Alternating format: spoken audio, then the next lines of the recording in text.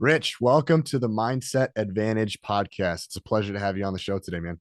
Thank you, DJ. Good to be here. So, we're just saying off air, I read a lot of books. I try to read one a week to keep up with this podcast, and some are good, some are great, some are average. Your book, I sincerely think, Rich, it's an incredible book. The Attributes 25 Hidden Drivers of Optimal Performance. It's one of those books where I got done with it and I knew at some point I'm going to come back and read it again. And I think in order to set the table for what we're going to talk about today, I want to go through the title a little bit. So first, the attributes. Why is it the attributes? Why is it not another word? Why'd you choose that? Let's start there. Yeah, the idea was what's the word that defines these traits, these hidden qualities, and it's referred to. They are referred to in many different ways. I mean, people refer to as traits, qualities, characteristics. In the business world, you'll hear soft skills, and I felt like attributes was probably kind of the simplest way to put it, because there's no real there's no real wavering on what attributes are. Attributes are a distinctive quality. That's what they are. And so, and these distinctive qualities are kind of born into us. We can certainly develop them, but it's different than things that you learn along the way. And I think that's why I stuck with that name. And interesting enough, it was funny because we went back and forth on what to title the book. And you're always thinking about fancy titles. You want to kind of how sexy can you get? And ultimately, we're like, well, why don't we just call it the attributes? And it was decidedly unsexy, but it gets the point across. So, is there a difference, Rich, between attributes and skills? Is this something that, as we get into it, we'll get into more depth, obviously, but is it something that you can improve upon, or is it kind of like you're born with it? Walk me through some of that process, skills versus Yeah. attributes. Yeah, there's a big difference, and that's really the thesis is that we often conflate the two. Skills are learned. We're taught them and they're learned. They're not inherent to our nature. So in other words, none of us are born with the ability to ride a bike or throw a ball, or in the military case, shoot a gun. Skills they direct our performance. They direct our behavior in specific and known environments. So in other words, here's how and when to ride a bike or throw a ball or shoot a gun. And then because they're very visible, you can see how well anyone does any one of those things, which means you can put scores around them and stats around them. But this is also why they often get focused upon when we're building teams or when we're judging performance, because they're the visible kind of easy button. But what skills don't tell us is how we're going to perform in stress, challenge, and uncertainty, because in uncertainty, in an unknown environment, it's very difficult, if not impossible, to apply a known skill.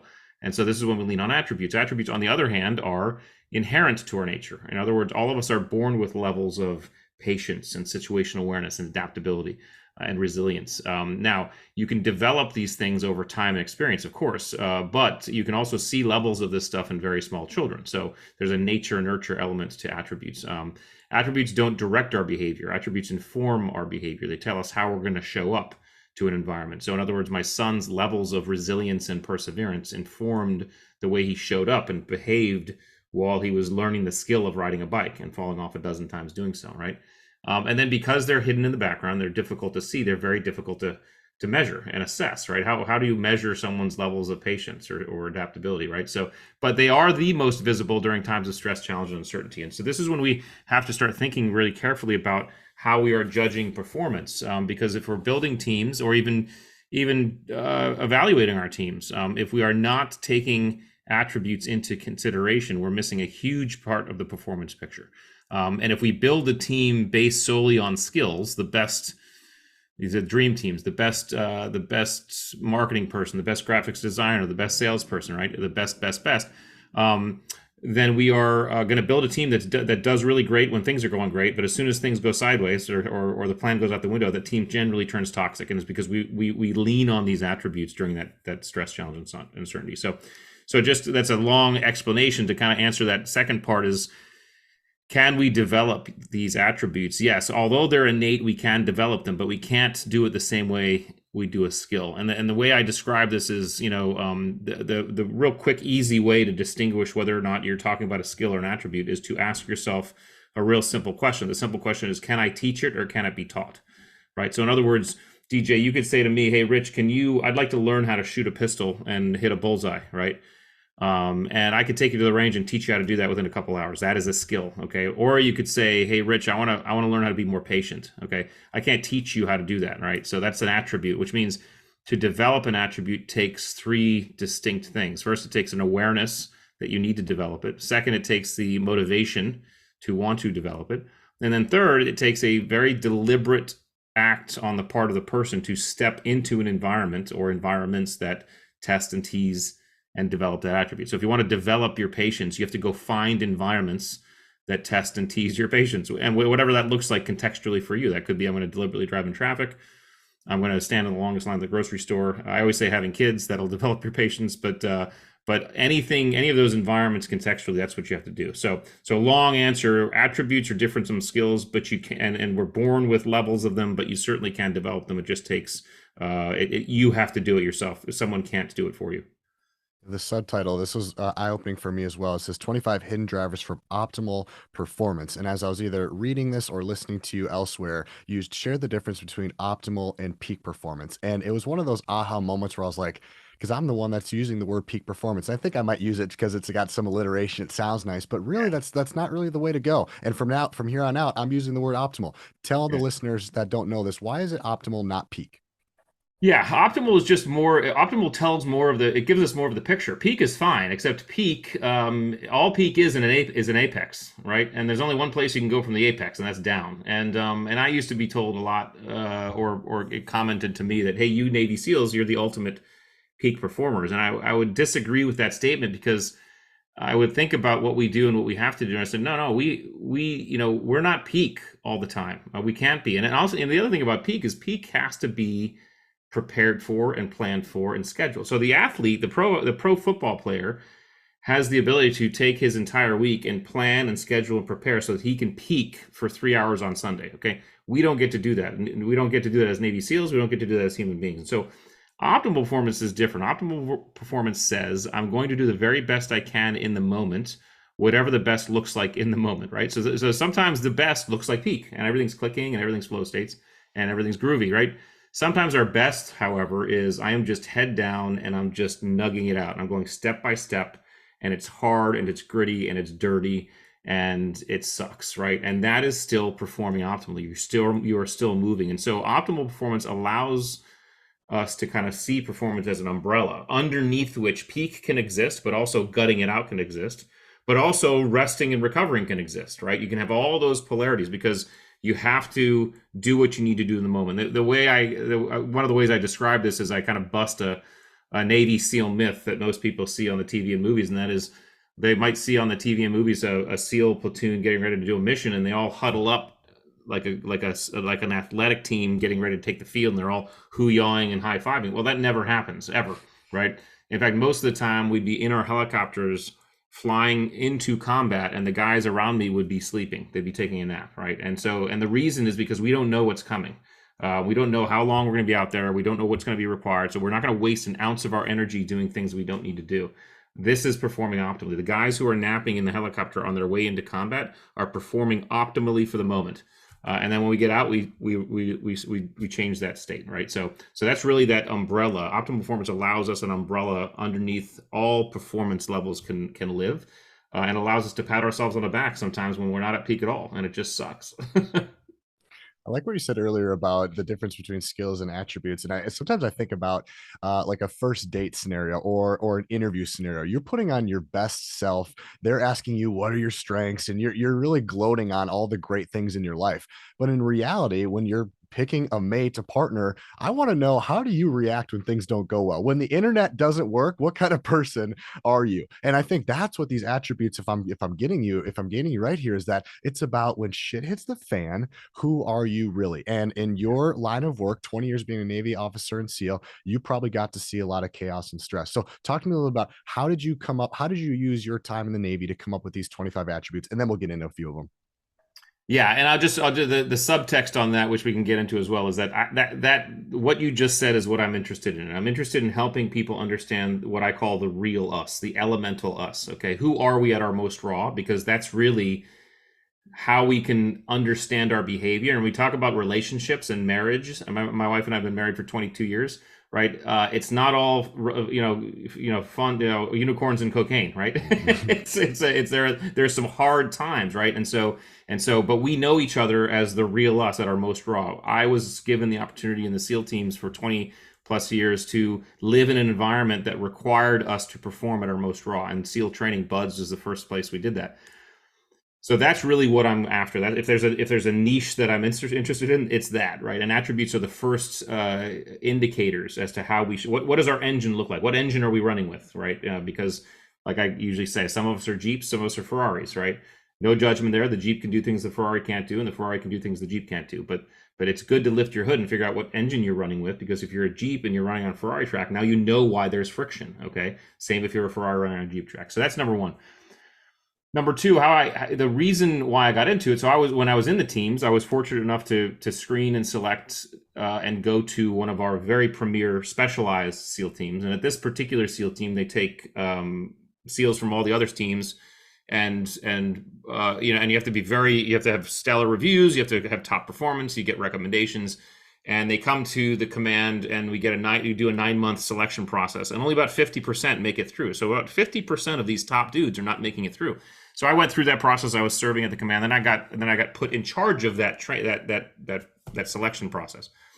And what I was kind of asked to do at the time was try to explain in a more articulate way why guys were not making it through, because up till then we were saying things like, well, the guy couldn't shoot very well, the guy couldn't skydive, and that very well, it didn't make sense, right? Because these were all skills based. These were all guys who had shot more rounds than most regular Army dudes in their lifetime, had made more parachute jumps, right? So this skills based reasons weren't sitting well for them or us. And so that's when I really deconstructed the performance picture, and I said, hey, we're not actually looking for the best shooters. We're not looking for how well a guy can shoot or how well a guy can skydive. We're looking for how they operate in the environments that we're asking them to operate. And these environments require attributes. And so we didn't have to change what we were doing in terms of the training we were putting guys in, but what we did was we changed the optics from which we're reviewing. So instead of saying, hey, that he's failing because he's not shooting very well, it's like, no, he's actually not. He's failing because he's not resilient enough in this moment. He's not situationally aware enough. And so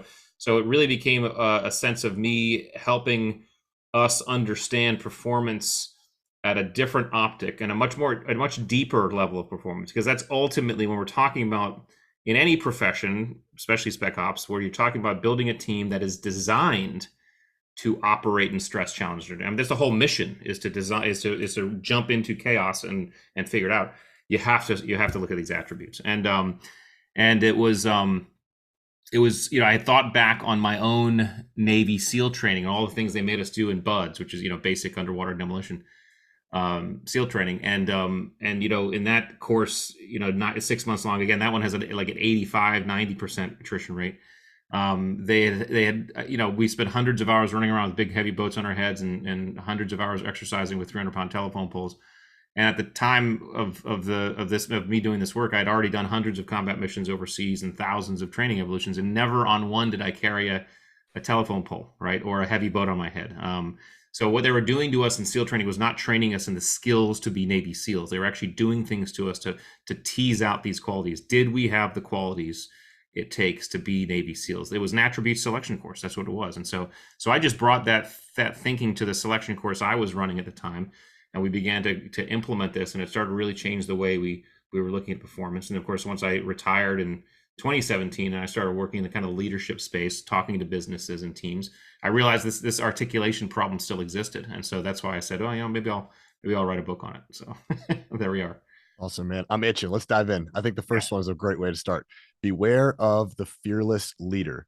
Courage, the ability to manage fear in order to confront danger, difficulty, or pain. You talked about when you're flying into a mission that guys are sleeping. And I would imagine if I'm up there with you, Rich, I am shaking and trembling in my knees, man. But you guys have a different way to go about it. And I really like what you said on a previous podcast about it's not that SEALs don't experience fear. We do. We're scared too. We have fear too, but we have a process that we have developed. Walk me through the fearless leader and the process of fear. I find it so fascinating.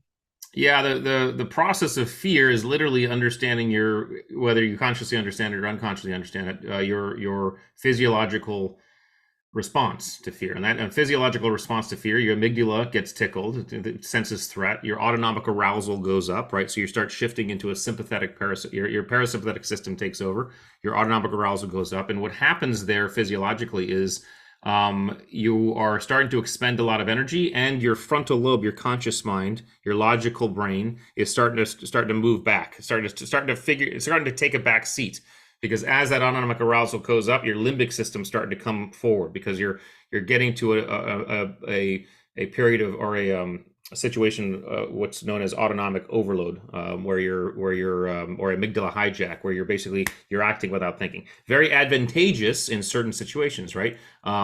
You touch a hot stove, you don't want to have to think about moving your hand away, right?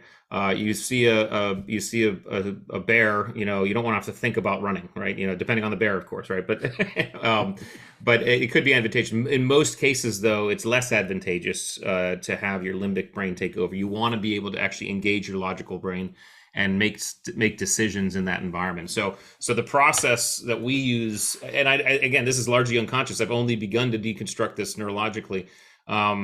The process we use, it has to do with us first managing our autonomic arousal, second asking logical questions about our environment, and third focusing on something we can take control of in the moment and moving towards that. That's what that is. And so that's how we manage our fear. But we certainly have fear, and fear is not a bad thing. And the reason why I say beware the fearless leaders, because fear, if someone has no fear, they also have no courage. Courage can only be accessed through fear, right? This is neurologically proven, by the way, right? So if someone is fearless, they are not listening to our nature's designed risk assessment tool, all right? And that's the person you don't want to follow, because they're gonna get you killed pretty fast. So that courage is an important attribute. Can you went over that really quick. There's three steps there. Can you go back on those three steps? Yeah, step one is manage your autonomic response. So you're bringing your stress and anxiety down. Step two is ask questions about your environment. Basically, things like, what can I control in this moment? What do I need to focus on in this moment? And then three is focus on that and move. Right, that's what that is. And that allows you the ability to take action. And those steps can be as long or large or as small as you want them to be in the moment. That's going to be a subjective decision in the moment, but those are the three steps. And I see some anxiety written in there too. A lot of athletes I work with, they feel a lot of anxiety, whether it's performance anxiety and fear of others. And these three steps, Rich, what I really like about them is that they're very productive. They're not it's not thoughts about, oh, what if this happens, or assuming the worst case scenario. It's, hey, bring myself down autonomically. Maybe that's a breath, asking questions about it so we can get really focused on what's inside of and outside of our control. And then let's focus and move. It's very forward thinking. I'm just trying to think from my lens, Rich. I'm not in the Navy SEALs. I'm not anywhere close, but kids I work with in the high school field, Yeah. this is real too. Fear is real with everybody.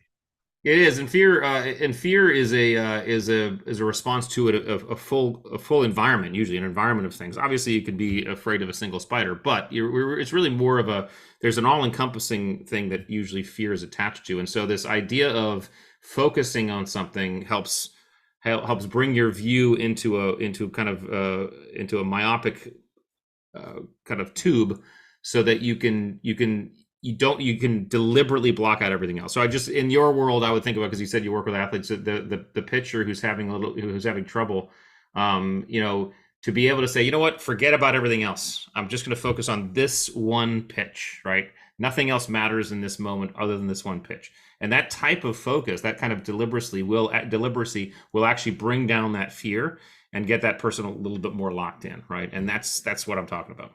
Very cool. I want to go to the next one here. So fall 7 times, get up 8. This is perseverance, constant in doing something despite difficulty or delay in achieving success. And what I would really like to hear, I love this part about the difference, Rich, between persistence versus tenacity versus perseverance. I think a lot of these words people kind of just throw out and they don't really know kind of the depth of the meaning behind it. But what I love about your writing is you really decipher between it's more this and not so much this. So those three, can you break those down? Yeah. By the way, I love that. I love the etymology. I think etymology is words, entomology is bugs, etymology is words. But I love the etymology of words. I hope I got that right. But and it matters, right? So persistence and tenacity, those two things make up perseverance. Persistence is a stubbornness in doing something because you know that if you keep on doing it that way, the same way, a result will happen, right? That's persistent. That's the stonecutter approach. I'm going to tap this stone in the same place 100 times, even though nothing happens. But on that 101st tap, it's going to break, right? Tenacity is I'm going to try something, and if it doesn't work, I'm going to change. I'm going to change my approach and try something new, right? That's like the car mechanic. I'm going to check the belts. If it's not the belts, I'll check the spark plugs. If not the part, whatever. What you don't want is the tenacious stonecutter, okay? Because you'll never get the stone cut. And you don't want the persistent mechanic because that person will just check the belts over and over and over again. What you want both of those people to be perseverant. Perseverance is a combination. It's the ability to kind of modulate between the two. You throw some mental fortitude in there, and mental fortitude, not really an attribute. It's actually probably a result of some of the other grit stuff, but you throw some the ability to kind of modulate between the two, and you have the perseverant person. So perseverance is the ability to kind of understand when to be persistent, when to be tenacious, and how to move through continuously, kind of power through environments or challenges. Yeah, because I think sometimes what happens is people they want to be persistent, but maybe they get bored, and so they kind of switch to another task, and that's what you're kind of talking about is tenacious. Is maybe they do work hard, but they're so all over the place they can't stay Yeah. focused on one task at a time. Yeah, tenacity should not be confused with just impatience, right? Now, tenacity requires a little bit of impatience, but impatience over-indexed can hurt productive tenacity. My favorite one is the next one, and it's because I haven't heard it before. I don't know why, but I just loved the part about be like the frog and adaptability. This is so cool to me. Talk to me about the frog versus the dinosaur. Yeah, well, the frog. I mean, the frog as a species has survived about five extinction level events on the planet. It's been around for hundreds of millions of years and has survived them. And it's because the frog as a species is very adaptable. You have frogs that if that live in the water if they need to. If the water gets too hot, they can live on land. The different types of species of frogs are quite incredible in terms of what they can adapt their bodies to do. But this is why they have survived, their adaptability. The dinosaurs could not adapt. And so adaptability really means how willing and able are we to adapt ourselves when the environment changes around us outside of our control? How able are we to kind of flex and move with that? And that's adaptability. Adaptability has everything to do with reaction, right? It's not there's not really a proactive adaptability, right? That's kind of more deliberate change or pivoting, right? But adaptability really is about reacting to something, and the more adaptable wins in the evolution sense. So Absolutely. I'm sure you have your favorites among the 25. This is probably my favorite because man, I want to be next to somebody that is adaptable. When shit hits the fan or when things change, you're able to adapt. And I really like the one word if we're really picking out the words here in the description here, the definition, the ability to quickly and calmly adjust to changing circumstances and situations because I think we can all adapt with some anger, frustration, stress, but Rich, to do it calmly, that's another level. it is, and also you have to think now. Any of these attributes taken to the extreme is a bad thing. So even too much adaptability can be bad. I mean, too much adaptability means you're kind of a limp noodle. There's no spine, to put it metaphorically, I guess. So there's a sweet spot depending on what you need. But in most cases, a reasonably high level of adaptability is a good thing. You don't want to over-index, but low adaptability is just raw stubbornness, and that's pretty bad as well. Sure. But yeah, I think you have to find the sweet spot for adaptability depending on the niche that you're in. Some niches require more adaptability in terms of sweet spot. Some require less. So whatever that number is going to be different depending on what niche you're living in or operating in or performing in, and that's where you want to hit it. Yeah. This might be a tough question to answer, Richard. I'm putting you on the spot a little bit, but what do you think about somebody who struggles with adaptability? And I'm sure it's very situational, but any advice you'd give to somebody who struggles in this area? Yeah, the the buttress to adaptability that we can control is open-mindedness. So in other words, if we can be deliberately more open-minded or even deliberately more curious, that will help us with adaptability. Because what that'll do is that'll tend to put us into environments that are different than we expected, that we're not really used to. So that helps with adaptability. But ultimately, any of these attributes can be developed by the same way I told you. Find environments that require adaptability and throw yourself in them, and then you will practice it. So, Awesome. The next one here I really like as well. The benefits of the little tragedy is about resilience. So, the ability to rapidly return to one's baseline emotional and mental state after a stressful, traumatic, or even triumphant event. And I really like this part in the book. If you don't mind me reading, it says, imagine your life represented by a line plotted on a page. The line moves from left to right, from the past into the present, and it extends a little bit more with each passing each day. If your life was uniformly calm and pleasant, neither aggravating nor exciting, that line would be flat and level. We'll call that your baseline, and it's where you're most comfortable emotionally, mentally, and physically. But the line is rarely flat, of course. It undulates, rising and falling like an irregular wave to mirror the highs and lows of your life. There are minor squiggles along the line because that's how life works. Traffic makes you late for an important meeting, and the line drops a bit. The meeting goes up, goes better than expected, and the line rebounds, maybe even bounces up a little. There are bigger swells and deeper troughs too, successes and disappointments, some more intense than others. Occasionally the line spikes, representing your greatest achievements, and sometimes it plummets. Maybe your spouse divorces you, or maybe you get fired, or maybe you step on a landmine. Talk to me a little bit about, I could keep going, but let's stop there. Talk to me a little bit about that. I like that analogy of the line. yeah. Talk to me about resilience. Yeah, I mean, resilience is often confused with perseverance, and it's not. Resilience is not about powering through. Resilience is about recovering properly, and the recovery comes in two different forms. You recover. You need to recover when something bad happens, but you also need to recover when something good happens, because this baseline is this sweet spot. This baseline is really where we need to be. Now, we that baseline can be moved. It can shift, but that depends on the way, the effectiveness to which you recover. So the reason why resilience is important, obviously, is because you think about the grit attributes. You need courage, you need perseverance, and you need adaptability. So you need the courage to move through. You need the perseverance to keep doing it. You need the adaptability because the environment's going to be changing all around you.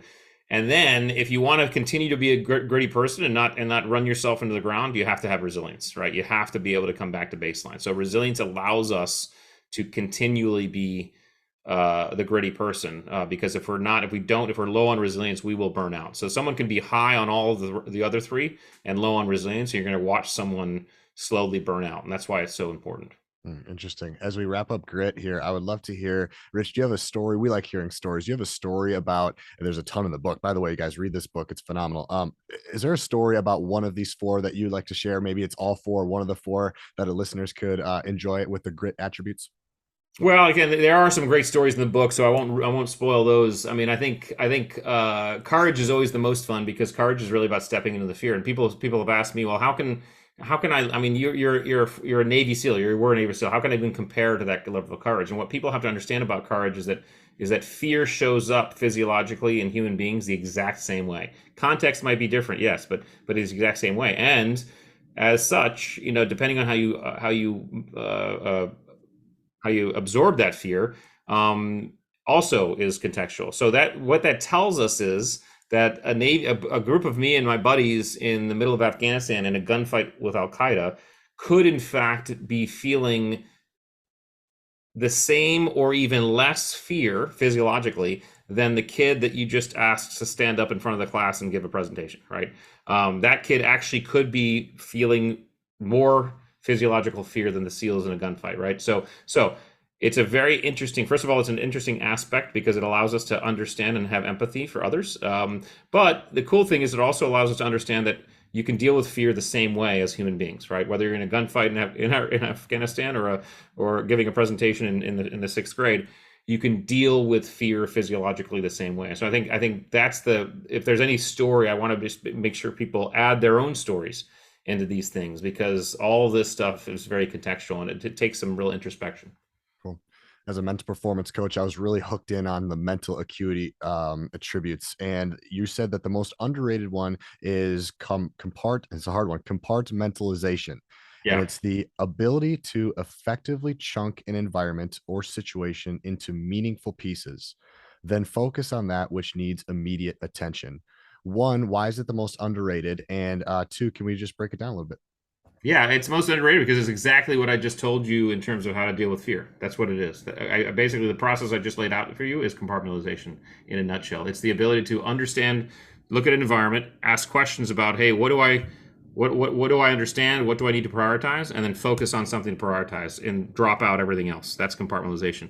Until you either accomplish the goal or the priority shift, right? So that the most effective compartmentalizers can, even while focused on what they're focused on, maintain a semblance of situation awareness, so that if priorities change and what they're focused on now becomes priority number 10 and something else becomes priority number 1, they can task switch, right? So these are all these attributes obviously interplay. But the reason why I think compartmentalization is so important is because it is, in fact, how you step into discomfort, challenge, and stress and uncertainty. That's how you do it. That is how. And I would say every guy who makes it through Navy SEAL training has a nice, healthy level of compartmentalization. You have to, because you're not going to make it through if you don't. And you need to show up on day one with that level, right? You can't develop it on the spot, but so you can hyper develop it, which we all do, but you need to have an semblance of that of a high level just to show up in the first place. But it's really very important in just moving through stress, challenge, and uncertainty. And is the highest level, Rich, is the goal basically to have the highest level, meaning that my speed is faster, so I can compartmentalize faster than the guy next to me? Is there a speed component to this as well? Well, it depends on what you're doing.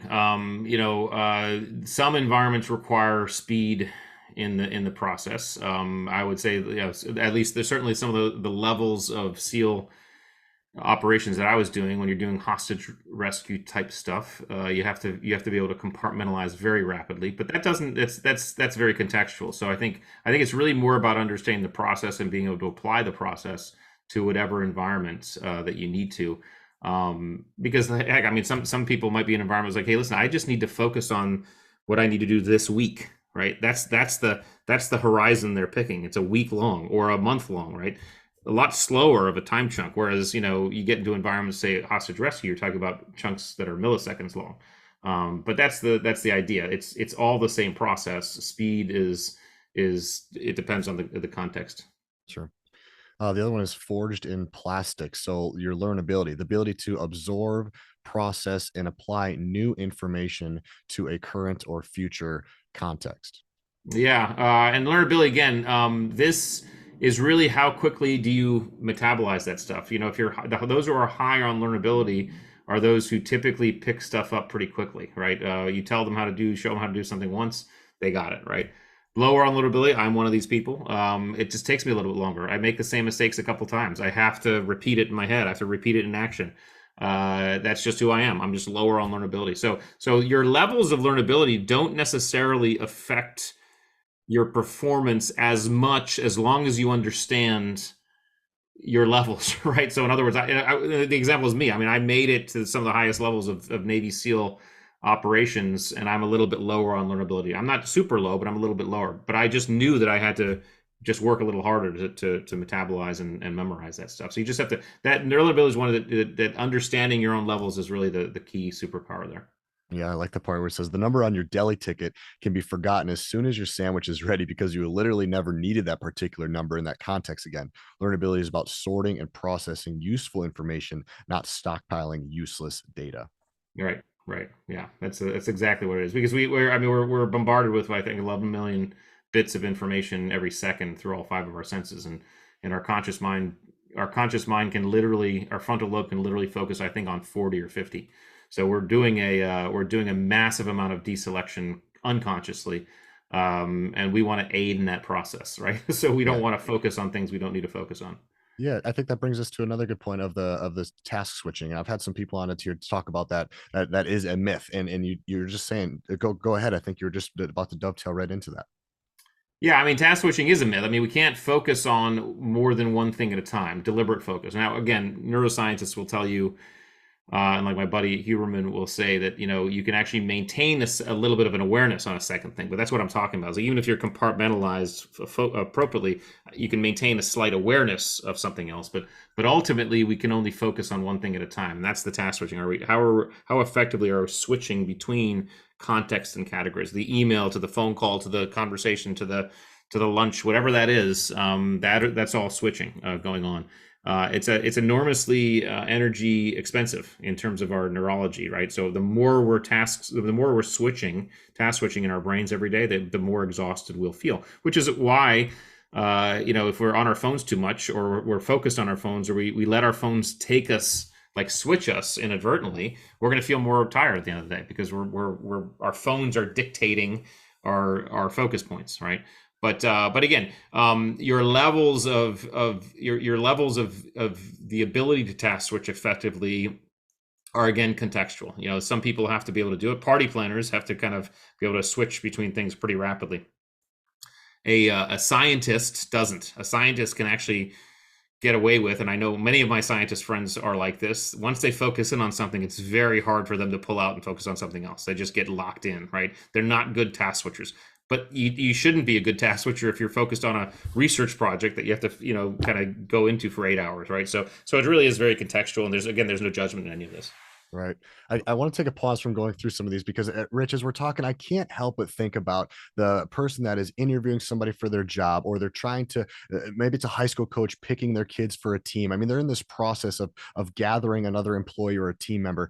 As I'm thinking about this, if these are the 25 most important things, how in the heck can we get a gauge on these in a room sitting across from each other? I mean, this is, to me, a lot of this stuff has got to come from time, experience, and seeing what you're like when things go bad. So is there an answer to, can I find some of these things out without doing some of them? I mean, as somebody who's in a employing hiring process, we might not have 3 months to see you go through the shit. We got to decide right now. What are your thoughts on that? Well, that's exactly what we do with teams and organizations, is we help them figure that out. And yes, experiential scenarios are the best, right? Right. But there are ways you can conduct interviews that can tease some of this out. It's just the way you ask questions and the types of questions you ask. So we actually help teams and organizations come up with some of those types of questions. But ultimately, even the questions, you're going to get a sense, and you're going to get more of a sense than you would in normal interview processes. But experiential are better. You can put people in scenarios, right, to tease some of this out. And then, of course, if you have trial periods, just work with someone for a little while. Some companies have the advantage of being able to do that. Some people don't, but it can all be adjusted. What we don't want to do, and what most teams and organizations do, at least right now, is they run a fairly rote interview process. That's really telling them it's telling them not much, because those folks who are taking the interviews are probably prepared. They know exactly what they need to answer and how they need to answer. They can pretend to be whoever they need to pretend to be for the 30-minute interview, and that's what Right. we want to get around. Right. It's almost scripted at some point. That's right. Yeah. And the more scripted, the more certain it is, the more you can put skills to it versus attributes. So Let's get into drive. Talk to me about the drive attributes. drive as opposed to grit. Grit would be the kind of thinking about those shorter term, more acute challenges and endeavors. You need grit to get through those. Driver would speak to those longer term challenges or endeavors. What are the attributes that make up the driven person? And so those are self-efficacy, open-mindedness, discipline, cunning, and narcissism. And I know we probably don't have time to get in all of those, but and some of those seem pejorative, so we can get into one or two if you want. But self-efficacy, do you have the confidence, the initiative, the optimism to get started? Open-mindedness, we talked about. Or can you be open to the environment around you? Because the closed mind is not going to go very far. Discipline, can you understand what is required, what wickets and processes are required to accomplish a long-term goal, and be disciplined in your ability to kind of get those accomplished, but also be able to kind of get hit by different angles and waver. And then, of course, cunning and narcissism. And we probably want to, let's dive a little bit more deeply into narcissism, because people always want to. But cunning, real quick, it's not pejorative. All it is how you solve problems. The cunning mind looks at problems and asks immediately three questions. The first question is, are there rules and boundaries? The second question is, are they real or are they perceived? And the third question is, if they are if they are real, what happens if I break or bend them? Right. That's what the cunning mind asks, and then the cunning mind goes about seeking ways outside the box, outside the traditional thinking. That's the cunning, and cunning can be used malevolently, like Bernie Madoff, and it can be used benevolently, like Oscar Schindler, right? But cunning is not judgmental; it's really just solving problems. Finally, narcissism, which people usually get tweaked on. Narcissism is just literally the desire, at a basic level, it's the desire to stand out, being recognized, and be adored, right? Um, Every single human being on this planet at some point in their lives wants to stand out, be adored, and be recognized. Every single one. If you tell me if you tell me you don't, you're lying. Which means you're being slightly narcissistic, because you're putting a target on you're highlighting yourself as the one person who doesn't. Right? That's narcissistic. Right? So all of us do. So we all have little elements of narcissism in us. The disorder is a bad thing, but not all of us are disordered. In fact, only about 6% of the population is disordered in terms of narcissism. But the narcissistic, the positive element of narcissism it's what causes us to set and achieve very audacious goals. Why else would you want to be a best-selling author, have a number one podcast, be the best surgeon on the planet, be the best teacher of the year, right? Why else would you want to be that? Because part of you wants to be adored, part of you wants to stand out and be recognized. There's nothing wrong with that. And so narcissism, we have to recognize the levels in ourselves. We have to metabolize it in a healthy way and use it effectively to set and achieve audacious goals, but keep ourselves humble in the process by surrounding ourselves with people who don't make us the center of attention, who tell us the truth and tell us the bad shit when we need to hear it, and are candorous with us when we need to be. They ground us. We need to, that's how we manage and metabolize our narcissism in a healthy way. I think there's a part either in the book or with Jocko where you said a brilliant line. I had to write it down. It was the difference. I think it was the difference between arrogance and confidence. And I believe you said arrogance is do you remember what you said? It was, Confidence is, I know I can do this. Arrogance is, I'm better than you. Talking about that. Confidence is internally believed and felt. Arrogance is externally expressed, right? That's why confidence is quiet, arrogance is loud, right? And arrogance is toxic, right? But narcissism and arrogance aren't synonymous. Okay, I know some narcissistic people, and I say narcissistic in not a disordered way, right? But I know some people who are a little higher on narcissism, and they're not arrogant at all. Okay, so they're not synonymous. Arrogance is toxic. Narcissism, not necessarily, if metabolized correctly. But arrogance is, but the other thing about arrogance we have to understand is arrogance is also always, I'll say almost always, so I don't be as definitive, but I could say always, has to do with some sense of insecurity. The reason why someone is outwardly expressing them the way they are is because they're insecure about something. So if you want to help someone who's arrogant, you have to approach with empathy first and say, why is that person feeling insecure? What is that person insecure about? Because that's what it's come from. That's where it comes from. So I want to just, before we get to the last piece here, I'm really caught on the open-mindedness versus curiosity. The reason being is one of my go-to terms or go-to phrases with this podcast is to stay curious a little bit longer. I love the word curiosity. I also have 7 skills for an elevated mindset. And I think the first one is curiosity, just being able to ask the questions, continually be curious, whether you're 20 years old or 80 years old. I love the word curious. You talked a little bit about open-mindedness versus curiosity. Can you break that down a little bit for me? Yeah, 100%. Open-mindedness is passive and curiosity is active. Okay. Which is why I put open-mindedness very deliberately in the drive categories. Curiosity helps drive, by the way, but it's not required, right? What is required is open-mindedness. It is always great to be curious, and I think curiosity is an attribute that all of us should achieve, should aspire to be more of. Because that's really the basics of learning, right? I'm curious, and growth, right? You have to be curious. What's dangerous is when you have curiosity without open-mindedness. Okay, you can have open-mindedness without curiosity. That's fine. You're going to be okay. Okay, you can be open-minded and not be curious. That's just passively, hey, I'm just open-minded to stuff, but I'm not necessarily looking for new stuff, but I'm open to it. Nothing wrong with that. What is wrong is when you're curious without being open-minded. Okay, because that is the seeds of conspiracy thinkers, right? The conspiracy theorists are curious without being open-minded, because what they do is they say, hey, this is what I believe, and I'm going to dig as much as I possibly can to buttress that belief system, okay, with no open-mindedness to any other system. In fact, most of the time they'll deliberately close themselves to certain arguments and truths so that they can actually maintain their lane of belief system. So you do not want to be curious without being open-minded. Okay to be open-minded without being curious, but not the reverse. Awesome. I'm going to put that in my content. That's great. Thank you for clearing that up. Leadership attributes. This is a great another one-liner. Leadership is not a behavior, or sorry, leadership is a behavior, not a position. Talk to me Right. about that. That was a great line. It's a common misconception, because when we think about leader and in the lead, we think positionally. We think in front, on top, in charge of, right, at the front end, right, and that's not what the greatest leaders are. The greatest leaders are not. They don't consider themselves. They're not always in front. They're always on top, right. Leadership is a position. We can't decide that we can't self-designate as leaders, right? We don't get to call ourselves leaders. That's like calling yourself funny or good looking, right? Other people decide whether or not you're funny by whether or not they laugh. Other people decide whether or not you are a leader based on the way you behave. And you behave in certain ways. They say, oh, okay, wait a second, that is a person I will follow.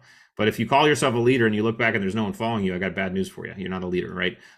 You may be in the lead of a race or something. You might be in the lead of a marathon. Who knows how fast? But that's positional, right? But when we're talking about leading people, it's all about behavior, and those behaviors stem from those very key attributes, or those very basic attributes that I talk about. So empathy, selflessness, decisiveness, accountability, and authenticity. Those types of behaviors generally make people think, "Oh my gosh, this is someone that I would be willing to follow."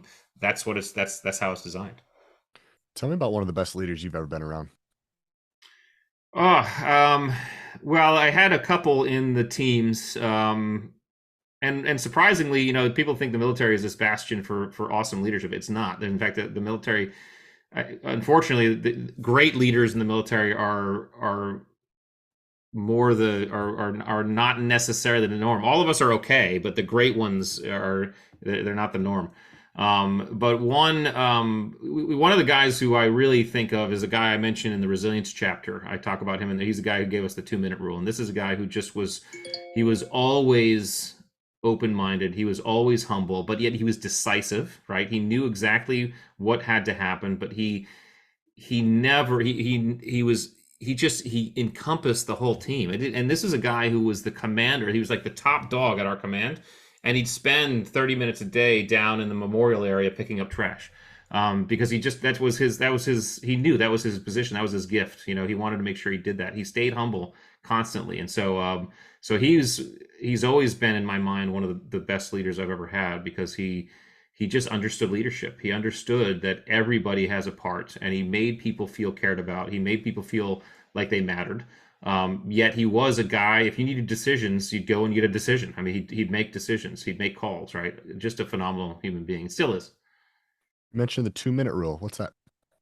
Yeah, so he taught us about the 2-minute rule, which had to do with resilience, which is, he said his grandfather taught him. He said a way to practice resilience is the 2-minute rule. So if something bad happens, just take 2 minutes and, swear, kick the dirt, wallow, dwell, whatever you need to do, feel sorry for yourself. But after 120 seconds, get back to baseline, get back to work, right? Something great happens, take 2 minutes, pat yourself on the back, celebrate, rest on your laurels, whatever that is. But after 120 seconds, get back to work. And so the 2-minute rule, again, the 2-minute rule is a good practice for resilience. Obviously, there's things going to happen in our lives, both positive and negative. They're going to take a lot more than 2 minutes to recover from. But you can use the 2-minute rule to exercise the muscle for our little tragedies, with the spat at work, the traffic jam, the presentation that went really well, and the accolades you got, or whatever that is. Use the 2-minute rule to kind of exercise that resilience muscle. I keep coming back to that line analogy, Yeah. man. I just love that up and down. And I think a really key component though, Rich, is the up as well, because Yeah. some people might think, "What? I'm feeling good. Everything is great," but that's not where you want to live either. We want to get almost. I think the word might be neutral. We want to get to neutral. What are your thoughts Yeah, on that? somewhat On neutral, going because from high again, to down. Yeah, go ahead. yeah, because again, we have to understand. Obviously, everybody knows it's very intuitive as to why staying on the downside is bad, but not. It's less so for the upside. But the upside, if you stay up there, you risk arrogance, you risk complacency, you risk believing your own hype, and that is bad. That could be as destructive as staying on the bottom. So when great things happen, get yourself back to baseline, humble yourself. And again, humility is not about just showing weaknesses. Humility is about being transparent about both your strengths and your weaknesses. It's about being letting it all out there, laying it all out, both strengths and weaknesses, so your teammates can see. So you get back to that baseline. That baseline is the humility line, really. That's like, hey, this is what I'm great at. This is what I'm not great at, and I'm just moving forth. And if I can get, and also, by the way, this helps us enjoy life, because I always say, life is like a roller coaster, And I ask people who like roller coasters, how many of you would like to go on a roller coaster that only went up? Right? No one. How many of you like a roller coaster that only went down? No one. Okay. A roller coaster is fun because it goes in loops and highs and lows and curves, and that's life. And if we're not deliberately getting ourselves back to that baseline, we're messing up our ride. Love that. So, leadership, empathy, selflessness, authenticity, decisiveness, accountability. As we wrap up, I didn't think we were going to get through all of them, but how are those different than the last few, which is the team ability attributes? Yeah, I mean, not too much different, because team ability, just like leadership, cannot be self-designated. You can't designate yourself a great teammate. Your teammates have to designate you a great teammate, and they do so based on the way you behave with them as a team. So these attributes seed this behavior: integrity, humility, conscientiousness, and humor. Okay, those attributes allow us appropriate behavior and effective behavior to deal with other human beings and be on a team effectively. And so if you have the right levels of those, it's likely that you are considered a great teammate, just like you are considered a great leader. However, leadership and team ability, they're fairly intermittent. You can't be a great leader without being a great teammate. And you can't be a great teammate without being a great leader, because the truest teams, everybody understands when they need to step up and step back, right? That's, it's a constant swapping of the leadership. So both, they're very symbiotic. Tough question here, and it's probably similar to asking who's your favorite child. You can't really answer, but between the leadership, what's your favorite leadership attribute, and then what's your favorite team ability attribute? If the best leader has this and the best teammate has this, what would you pick? Yeah. Easy. So, yeah, it is a hard question. So I'm going to say favorite, not best. Okay. Okay, because that's a key distinction. My favorite team ability is humor. My favorite team ability attribute is humor, because I've never been on a high performing team that doesn't have a really awesome level of humor, and that's what I miss the most about the teams. But it can't be the only one. But it's my favorite. My favorite leadership one is probably accountability, because I think the leaders who are accountable, they do not place blame. They absorb blame, and that process is a really powerful process of taking control and solving problems and getting people better. When you can assume blame and assume control, you now have the tools. You now are in a position where you can act and do more things, and so that's why I think that's probably my favorite. But again, singularly, they're inert. They have to be mixed with some of the other ones to actually have great leadership and great team ability. Right. And what might be your favorite might be somebody else's not so favorite, because it really Right. depends on what you want out of your leader. Very good. Right. Sweet. Well, as we wrap this up, so we have the grit attributes: courage, perseverance, adaptability, and resilience.